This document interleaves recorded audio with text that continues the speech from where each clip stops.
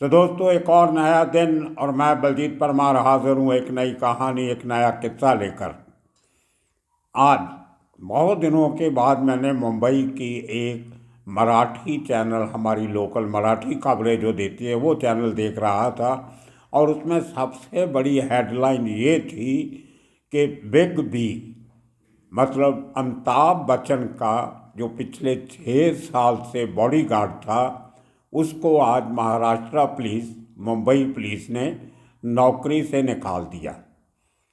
बड़ी हैरानी हुई कि इतनी बड़ी खबर बना के दिखाई जा रही थी।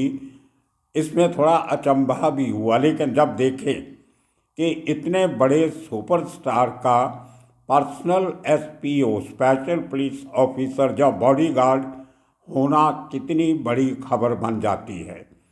ये जो डिफरेंट जो एक्टर्स हैं हमारे और सेलिब्रिटीज़ हैं, उनके बॉडीगार्ड बहुत बार सुर्खियों में बने रहे हैं। ये अकेला शख्स नहीं है जिसकी खबर बनी। इसके पहले भी कुछ महीने पहले एक बहुत बड़े फाइनेंशियल पेपर ने एक रिपोर्ट छापी थी कि एक दूसरे बड़े स्टार अक्षय कुमार का बॉडीगार्ड करोड़ों की कमाई करता है हर साल में। एक बिजनेस न्यूज़पेपर ने खबर छापी। उसी तरह पिछले तकरीबन 3 दहाकों से सलमान खान का बॉडीगार्ड, जिसका नाम आप सब जानते हो, शेरा, वो भी किसी सेलिब्रिटी से कम नहीं। अब देखते हैं कि इनका रहना या जाना खबर कैसे बनती है। पहले बात करते हैं Amitabh Bachchan, superstar, big B, उनके पर्सनल बॉडीगार्ड की। उसका नाम है जितेंद्र शिंदे। ये महाराष्ट्र पुलिस का एक कांस्टेबल भर्ती हुआ था आज से 27 साल पहले। 20 साल की उम्र थी जितेंद्र शिंदे की जब उसने Mumbai police as a constable join की। 27 सालों में करते करते वो आदमी प्रमोट होते होते हेड कांस्टेबल बन गया और पिछले 6 सालों से उसकी पोस्टिंग मुंबई पुलिस के प्रोटेक्शन एंड सिक्योरिटी ब्रांच में हुई, जहाँ पे जितने इस ब्रांच के लोग हैं वो अच्छी खासी उनको कमांडो ट्रेनिंग दी जाती है। वीआईपी सिक्योरिटी के साथ कैसे व्यवहार करना है, प्रोटोकॉल सिखाया जाता है और उनको उस जो उनका प्रोटेक्टिव होता है उसकी ज़िंदगी के बहुत सारे पहलू बताए जाते हैं और बहुत अच्छी ट्रेनिंग के बाद उनको बड़े लोगों के साथ लगाया जाता है। आज से तकरीबन 7 साल पहले जितेंद्र शिंदे को अमिताभ बच्चन के साथ लगाया जाता है। कुछ हुआ ऐसे कि बहुत सालों तक अमिताभ बच्चन के पास उत्तर प्रदेश पुलिस की सिक्योरिटी रही, जब तक मुलायम सिंह यादव और उनके बाद उनके बेटे उत्तर प्रदेश के मुख्यमंत्री रहे। अमर सिंह का नाम आपने सुना होगा, बहुत करीब थे। एक बार वो डी फैक्टो समाजवादी पार्टी के सुप्रीमो भी कहे जाते थे। उनकी अमिताभ बच्चन से अच्छी दोस्ती थी। उसी दोस्ती के चलते हुए उत्तर प्रदेश के कमांडोज 8-10 इकट्ठे उन्होंने अमिताभ बच्चन को दिए हुए थे। लेकिन जैसे जैसे अमिताभ बच्चन का जो फिल्मों का दौर था, बहुत बिजीपन था, वो कम होता गया और उत्तर प्रदेश में समाजवादी पार्टी की सरकार चली गई, तो वो उन सिपाहियों को वापस जाना पड़ा। तो ले दे के अमिताभ बच्चन की सिक्योरिटी वापस महाराष्ट्र पुलिस की जिम्मेदारी बढ़ गई। बहुत सालों तक अमिताभ बच्चन के घर के बाहर एक जुहू पुलिस स्टेशन का स्पॉट स्टेशन बनाया गया था। एक मोबाइल वैन जिसमें 10-12 सशस्त्र लोग रहते हैं, उनको घर के बाहर एक फिक्स स्पॉट दिया गया था कि आप भले आपका नाम मोबाइल यूनिट है, लेकिन आप अमिताभ बच्चन के घर के बाहर खड़े रहोगे। उन दिनों में अमिताभ बच्चन प्रतीक्षा बंगलों में रहते थे जुहू के इलाके में, और बहुत बिजी जंक्शन है, छोटा सा लेकिन बहुत चलता है, आवाज़ें बहुत होती है। तो वो सिक्योरिटी के लिए महाराष्ट्र पुलिस और मुंबई पुलिस ने उसको अपने आदमी मुहैया करवाए। दो शख्स मुहैया करवाए थे जो 12-12 घंटे की ड्यूटी करते थे। दूसरा जो साथ में बॉडीगार्ड होता था वो जुहू पुलिस स्टेशन का हुआ करता था। वो अपनी ड्यूटी के साथ आता था, चला जाता। लेकिन शिंदे ये बहुत सालों से अमिताभ बच्चन के साथ रहा। आप कभी नेट पे जाके सर्च करोगे, अमिताभ बच्चन के साथ जो एक लाइट ब्लू कलर के सफारी सूट में एक शख्स आपको दिखेगा, कार्बाइन जिसके हाथ में होती है, वो जतिंदर शिंदे है। आज उसकी उम्र 47 साल हो गई। अब देखिए उसको नौकरी से क्यों निकालना पड़ा। थोड़े दिन पहले एक खबर आई कि जतिंदर शिंदे ने अपने इस पोस्टिंग के दौरान करोड़ों रुपये कमाए और उनकी जानकारी सरकार को नहीं दी। उसके अलावा वो 4 बार देश से बाहर भी गया, सिंगापुर, माल्टा, दुबई, शारजा, इस किस्म के कंट्रीज में। लेकिन कोई उसने सरकार से कोई इजाज़त नहीं ली और ना ही वापस आने के बाद बताया कि मैं विदेश गया था और वापस आ गया। अब इस बात की इंक्वायरी जो हुई उसमें ये निकल के सामने नहीं आया क्या वो अकेला अपने काम के लिए गया या अमिताभ बच्चन के साथ गया। लेकिन लगता है जो प्रिलिमिनरी इंक्वायरी हुई है जिसके बेस पे उसको निकाला गया है, उसमें ये उसकी सर्विस रूल्स की उल्लंघना पाई गई है। उसके अलावा जब उसको पूछा गया कि तुमने करोड़ों कैसे कमाए, तो उसका जब अकाउंट्स चेक किए गए, बैंक अकाउंट के शिंदे की बीवी के धर्मपत्नी के अकाउंट में 1.5 करोड़ रुपया पाया गया।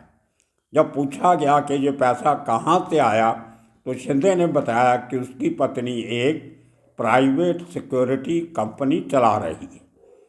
अब देखिए अमिताभ बच्चन के साथ काम करते करते शिंदे के बहुत से एक्टर्स, एक्ट्रेसेस, प्रोड्यूसर, डायरेक्टर या इसी किस्म के फिल्म इंडस्ट्री से जुड़े और लोगों से रिश्ते बनते गए और उसने अपने उस असर रसूख का फ़ायदा उठाते हुए बीवी के नाम पे एक फर्जी कंपनी बनाई। और जो महाराष्ट्र पुलिस या मुंबई पुलिस छोड़ के कुछ लोग जो नौकरी से खुश नहीं थे या किसी कारण बस उनको निकाल दिया गया था या कुछ लोग अंडर सस्पेंशन भी थे, उनको लेके इसने अपने सोर्सेस से, कंटैक्ट से बड़े बड़े एक्टर्स के साथ नौकरी दिलवा दी और उनके अच्छे खासे पैसे जो अपनी बीवी की कंपनी में आते थे उनमें से अपना हिस्सा काट के बाकी का सैलरी उन लोगों को दे दिया करता था। तो इतने सालों में उसने अभी तक उसका पूरा हिसाब किताब करना बाकी है, पुलिस इन्वेस्टिगेशन जारी है, लेकिन 1.5 करोड़ रुपए का अभी ये मामला सामने आ गया। जब सब रिपोर्ट सामने आई तो कुछ दिन पहले उसको शो काज नोटिस दिया गया। अभी उसकी नौकरी के तकरीबन 11 साल बाकी थे। अब 47 साल उसकी उम्र है, 58 साल की उम्र में रिटायरमेंट होती है। लेकिन जब पूरे सबूत उसके खिलाफ पाए गए, जो उसने जवाब दिया, उससे मुंबई पुलिस खुश नहीं हुई और पुलिस कमिश्नर ने उसको नौकरी से बर्खास्त कर दिया। अब देखते हैं कि नौकरी से निकलने के बाद क्या अमिताभ बच्चन फिर उसको अपने साथ रखते हैं। उसकी ट्रांसफ़र कर दी गई थी जब इंक्वायरी शुरू की थी। अभी जो पुलिस कमिश्नर हैं, इनके पहले परमवीर सिंह पुलिस कमिश्नर के पहले हेमंत नगराले पुलिस कमिश्नर थे, उन्होंने ये इंक्वायरी ऑर्डर की थी और अब उस इंक्वायरी के बाद उसको नौकरी से निकाल दिया गया। सो ये देखिए एक बॉडीगार्ड जो एक स्टार का बन जाता है, ऐसा ऐसा कितने अच्छे उसके लिंक्स और रिलेशन बनते हैं जिनका फ़ायदा वो लोग उठाते हैं। इसी तरह जो दूसरी रिपोर्ट मैं आपको बता रहा था, अक्षय कुमार का बॉडीगार्ड, उसका नाम है श्रेयास ढेले, वो भी महाराष्ट्र का है। बहुत अच्छी खासी बिल्ड वाला आदमी है, 24 घंटे साए की तरह अक्षय कुमार के साथ रहता है। हालांकि अक्षय कुमार खुद मार्शल आर्ट्स का एक्सपर्ट है, जूडो, कराटे, ये वो सब उसको आता है। अपने आप को जैकी चैन से कम नहीं समझता, लेकिन फिर भी उसको अपनी सिक्योरिटी के लिए अपने से भी ज़्यादा एक मजबूत आदमी हर समय साथ रखना पड़ता है। उसकी जो रिपोर्ट उस बिजनेस पेपर ने छापी, उसमें अमाउंट तो नहीं दिया, लेकिन इतना ज़रूर बताया कि उसकी महीने की सैलरी बड़ी बड़ी कंपनीज के मैनेजिंग डायरेक्टर और चीफ एग्जीक्यूटिव ऑफिसर से भी ज़्यादा है। मतलब साल में करोड़ों की सैलरी वो आदमी अक्षय कुमार से ले रहा है। वो पुलिस का आदमी नहीं है, वो प्राइवेट बाउंसर जिसको हम कहते हैं उस श्रेणी में आता है। और इतना बड़ा चर्चा चला उसका, देखने में देखिए वो भी ऐसे यूनिफॉर्म पहनेगा जैसे मुंबई पुलिस की प्रोटेक्शन ब्रांच के लोग पहनते हैं। जिस किस्म के कपड़े सफारी सूट पुलिस के बॉडीगार्ड पहनते थे, उसी किस्म की ड्रेस में बन के रहता।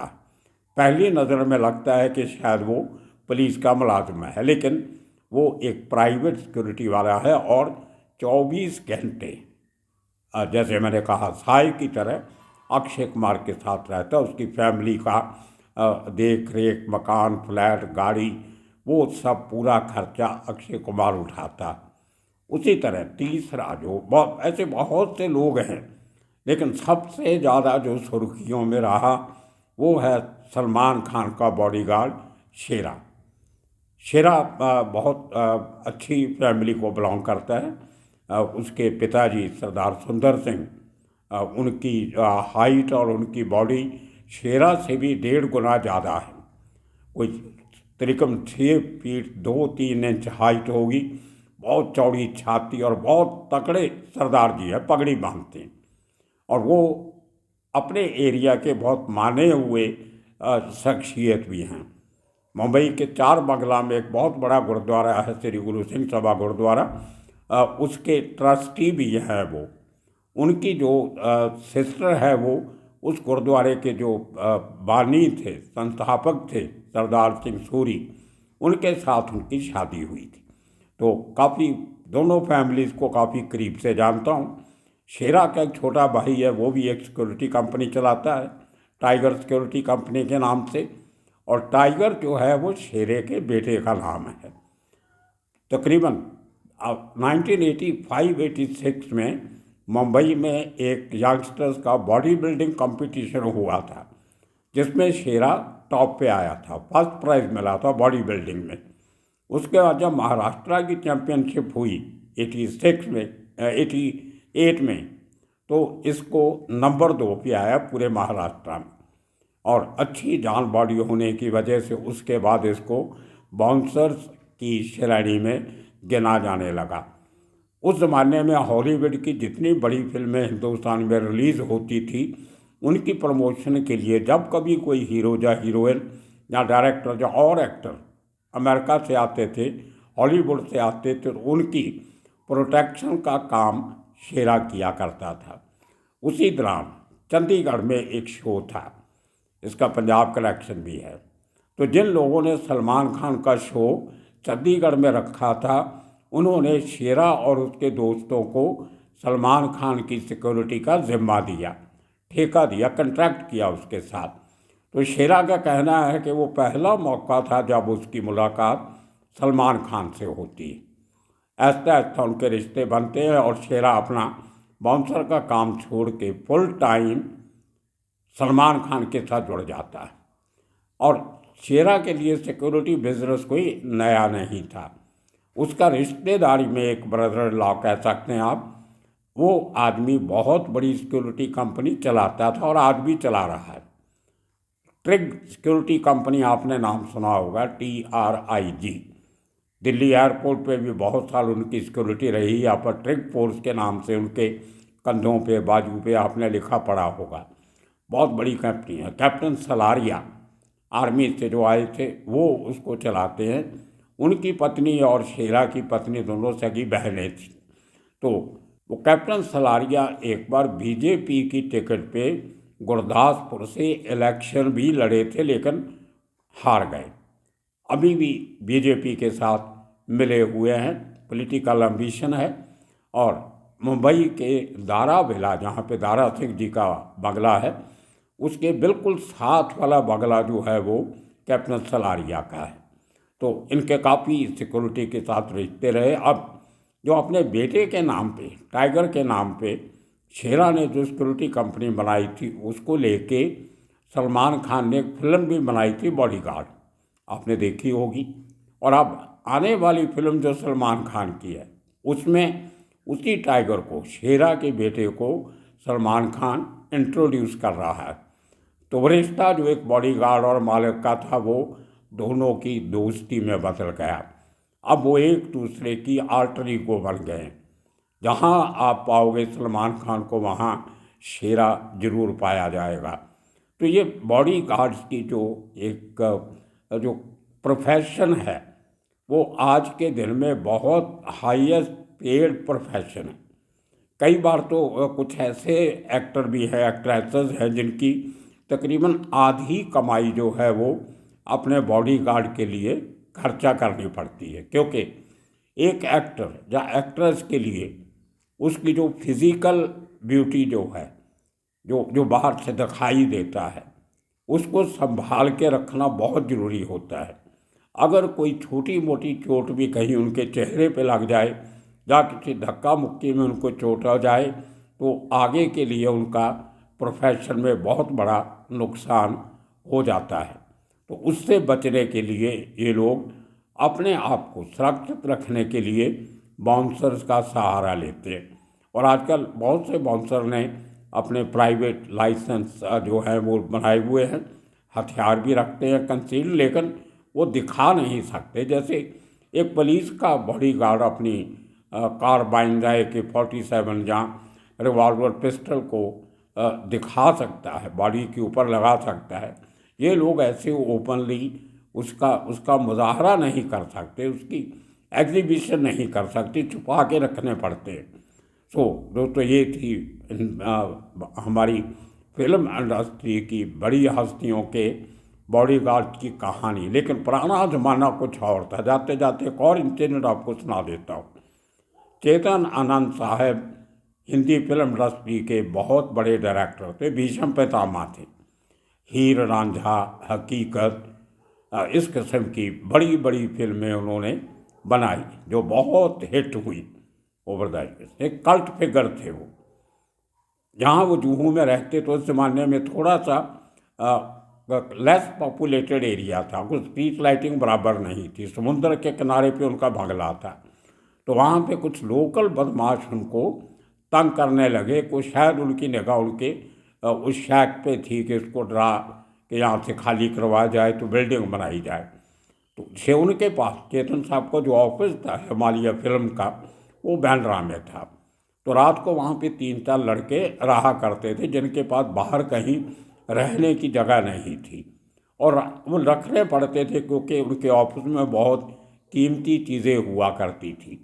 एक बहुत बड़ा AC रूम था जहाँ पे उनके फिल्मों के प्रिंट पड़े होते थे, करोड़ों की कीमत होती थी उनकी।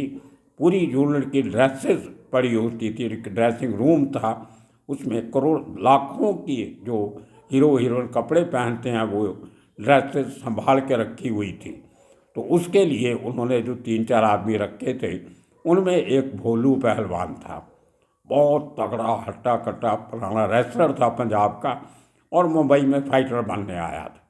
तो वो वहीं पे इनके ऑफिस में सोया करता था रात को, और दिन में काम होता तो बाहर चले जाना, नहीं तो ऑफिस में ही रहना। तो उसको चेतन साहब ने अपने साथ अपनी फिएट गाड़ी में बैठा के रखना शुरू कर दिया। शायद वो पहले डायरेक्टर थे जो अपना एक पर्सनल बॉडीगार्ड लेके जाया करते थे, लेकिन भोलू कोई ट्रेंड बाउंसर नहीं था, हट्टा कट्टा बहुत था, इसलिए लोग डरते नज़दीक नहीं आते थे। लेकिन वो एक ज़रूरी था उनके लिए, अपनी सेफ्टी सिक्योरिटी के लिए। तो दोस्तों ये कहानी थी फिल्म इंडस्ट्री के बाउंसर्स की। आने वाले दिनों में इसी किस्म के और किस्से कहानियाँ लेके फिर हाजिर होंगे। तब तक के लिए आप सबका शुक्रिया, धन्यवाद।